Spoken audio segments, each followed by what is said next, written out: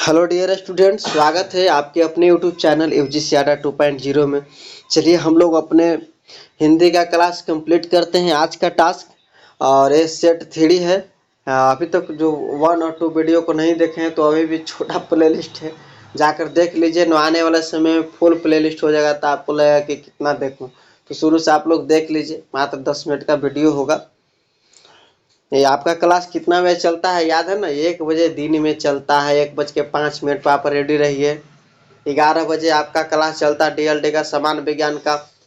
और रात्रि 8:15 बजे आपको बिहार एसएससी इंटर लेवल का बैच चलता है।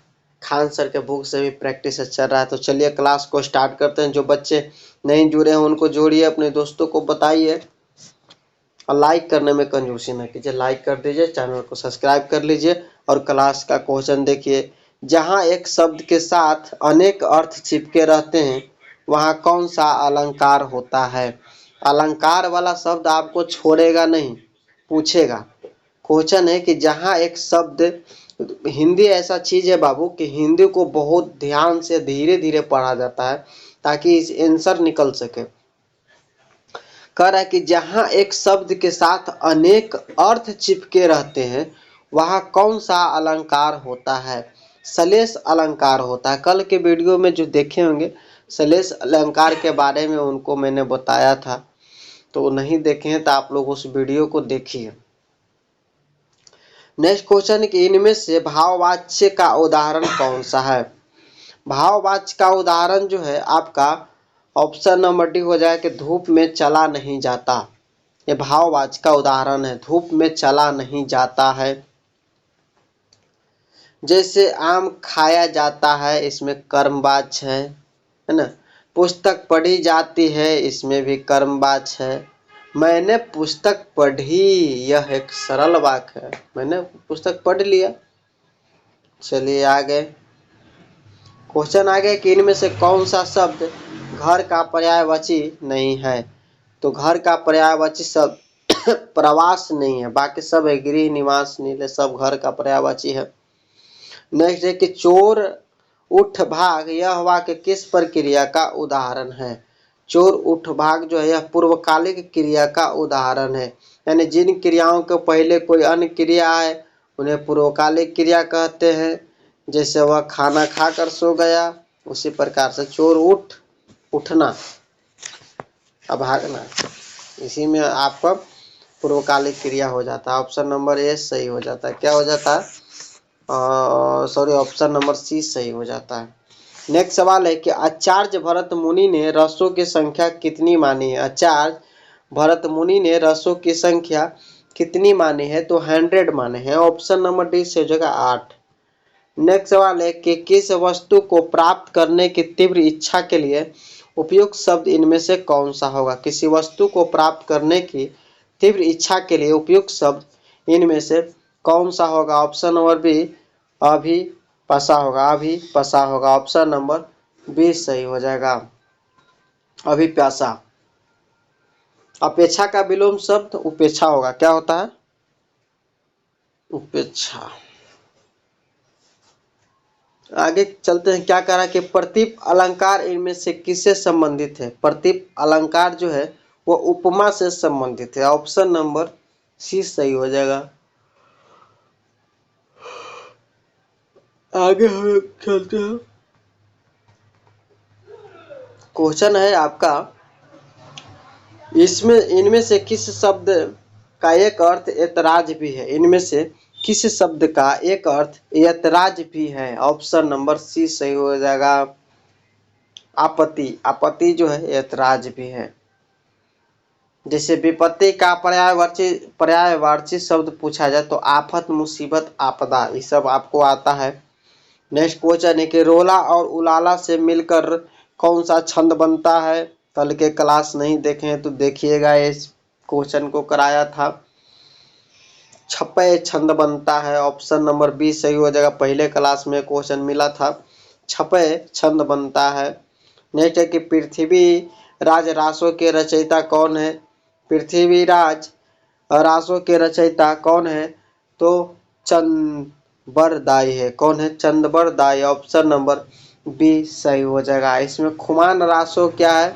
खुमान रासो की रचना दलपति विजय ने की थी। किसने की थी? दलपति विजय ने की थी। बिसल देव रासो की रचना किसने की थी? तो नरपति नाल्ह ने की थी। और परमाल रासो की रचना जागनिक ने की थी। चलिए 4-5 क्वेश्चन बन गया ना। नेक्स्ट है कि अरे तुम आ गए। इसमें अरे के बाद कौन सा चिन्ह प्रयोग किया गया है? वो किया गया है आपका विस्मयादि बोधक चिन्ह। निशान का जो होता है ना बाबू, विस्मयादि, अरे, ये सब, ये वाला चिन्ह। नेक्स्ट सवाल है, रस के कितने अवयव है? रस के अवयव जो है आपको 4 है। कितने हैं? 4। अस्थाई भाव, विभाव, अनुभाव, संचारी भाव। तो रस के कितने अवयव हैं? 4। और रसों की संख्या कितनी होती है? 11 होती है। भारत मुनि ने रसों की संख्या 8 मानी है। नेक्स्ट है, घनाक्षरी कौन सा छंद है? घनाक्षरी जो छंद है वर्णिक छंद है। ऑप्शन नंबर बी सही हो जाएगा। अगर मात्रिक छंद पूछे, जैसे दोहा और चौपाई जो है, ये सब मात्रिक छंद आ जाते हैं। नेक्स्ट नंबर क्वेश्चन आपका सामने है। क्वेश्चन है कि पवनासन में कौन सा समास है? पवनासन में कौन सा समास है? बहुव्रीहि समास है। ऑप्शन नंबर बी सही हो जाएगा। नेक्स्ट सवाल है आपका कि विपाशा में कौन सा अलंकार है? विपाशा में कौन सा अलंकार है? शब्दालंकार है। शब्द अलंकार है। नेक्स्ट सवाल की ओर हम लोग चलेंगे। सवाल है, समास के संदर्भ में इनमें से कौन सा कथन सही है? तो समास के संदर्भ में जो कथन है आपका सभी सही हो जाएगा। ये वाला भी स्क्रीनशॉट आप लोग ले लीजिए, टाइम कम है। भावना में कौन सा प्रत्यय है? भावना में कौन सा प्रत्यय है? ऑप्शन नंबर सी अन्ना प्रत्यय। भावना अन्ना प्रत्यय है। अब भावना का संधि विच्छेद पूछा जाएगा तो भव प्लस आना हो जाएगा। चलिए नेक्स्ट है, शिखा के लिए इनमें से कौन सा शब्द उपयुक्त है? शिखा के लिए जो शब्द है आपका चोटी उपयुक्त है। ऑप्शन नंबर सी सही हो जाएगा। नेक्स्ट सवाल है कि 8 कोना में कौन सा समास है? 8 कोना में कौन सा समास है? वो समास है 8 कोना में द्विगु समास है। क्या? द्विगु समास। ऑप्शन नंबर ए सही हो जाएगा। जैसे पीताम्बर पूछा जाए, पीताम्बर एक बहुव्रीहि समास है। भाई बहन दोनों जो द्वंद्व समास है। श्रमदान जो है से तत्पुरुष समास है। इसी प्रकार से चलते रहता है। नेक्स्ट है, नेता का स्त्रीलिंग रूप क्या है? नेता का स्त्रीलिंग रूप क्या है? नेत्री। ऑप्शन नंबर ए सही होगा।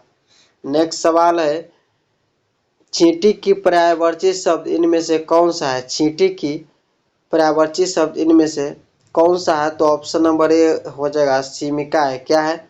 सीमिका है। नेक्स्ट सवाल है कि इनमें से निश्चयवाचक सर्वनाम का उदाहरण कौन सा है? इनमें से निश्चयवाचक सर्वनाम का उदाहरण जो है ये आपको यह है। क्या है? यह।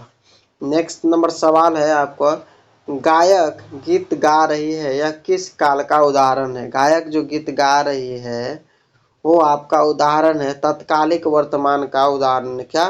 तत्कालिक वर्तमान का उदाहरण है। चलिए नेक्स्ट नंबर सवाल यहाँ पर आ गया बाबू। सवाल है कि अलाह छंद में कितनी मात्राएं होती है? अलाह छंद में 31 मात्राएं होती है। चतुस्नी छंद में 30 मात्राएं होती है।